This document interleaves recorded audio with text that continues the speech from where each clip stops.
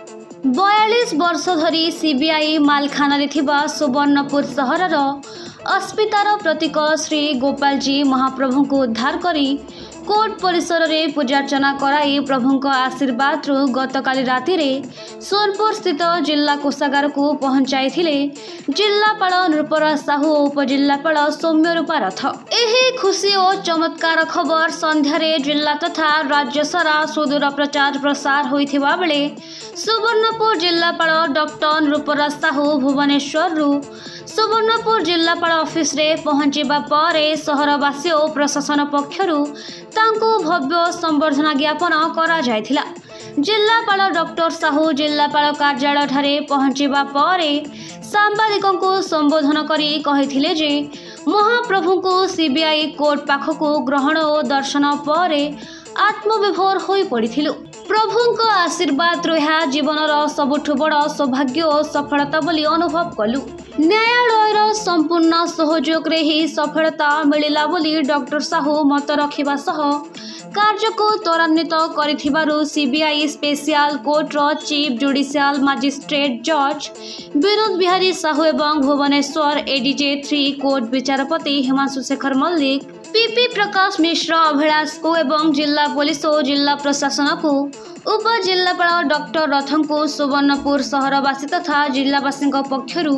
कृतज्ञता जणाइछन्ति। ऐतिह्य और संस्कृति संपन्न जिलार जो सुनाम रही जिलापाल और उपजिलापाल को भव्य स्वागत संबर्धना करी जिलावासी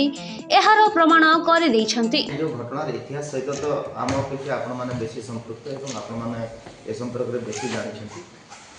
42 वर्ष तळो आम ठाकुर को हरैथिलु जो ठाकुर समग्र जिला अपेक्षा कर उत्कंठार सहित जो ठाकुर केबे आसिबे एवं अनेक वर्ष लगिगला ठाकुर आम पाक आसवा या इतिमध्य आम आईन दृष्टि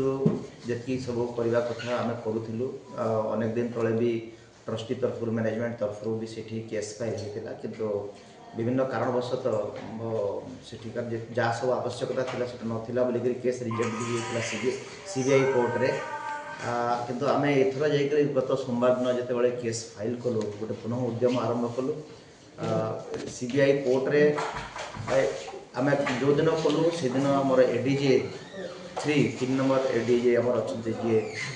हिमांशु शेखर मल्लिक महोदय मान्यवर एडीजे भुवनेश्वर सी बहुत समर्थन रही से निजे भी चाहते केसटा डिस्कस करेंगे सबुठ बड़ कथा है कि सोमवार दिन सकाଳେ आम फाइल कलु केस दिन बेले शुणाणी है संध्यारे ऑर्डर बाहर यहाँ गोटे कम कथा नुह ये त्वरित ये प्रक्रिया हो पारे न्यायालय यहाँ विश्वास बाहर था किंतु ताहा करके से देखले माननीय विचारपति महोदय एवं सीबीआई जज आमर जी थे Sethi CBI special CJM Binod Bihari Sahu सी आमको सब प्रकार साहाय्य कले आम ठाकुर मुक्ति सी भी आदेश प्रदान कले तेणु ये समस्त सहयोग एवं आमर जो एठी तो निश्चित भाव में ना मेंशन करी अभिलाष बाबू जी आम तरफ सरकार पाखे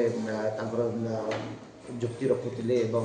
प्रकाश मिश्र महोदय जी आम सोनपुर माटी पुआ सी भी से रेलवे स्पेशल पीपी अच्छा अन्य किसी जूनियर एडवोकेट्स भी थिले एवं समस्त कर्मचारी अदालत जो बड़ी भाव में आम सपक्ष जाते समस्ते मिसिक मत लगे कि यहाँ सोनपुर माटीर आस्था एवं विश्वास आमको बलियान कला आमको बल जोगेला विश्वास जोगेला एवं आम ये कृतकार्य हेलु एवं रायटा आम सपक्ष गला तुरंत राय आम पाइलु न्याय पाइलु एवं ईश्वर को हस्तांतर करिबारे आम ठाकुर को हस्तांतर करिबारे आदौ विलंब है नहीं एवं आज देखंतु आज 42 वर्ष पर आम ईश्वर आम पाखरे अछंती आम गहण अछंती आमको आशीर्वाद करिबा। सुवर्णपुर राजकिशोर त्रिपाठी रिपोर्ट कुशल प्रवाह।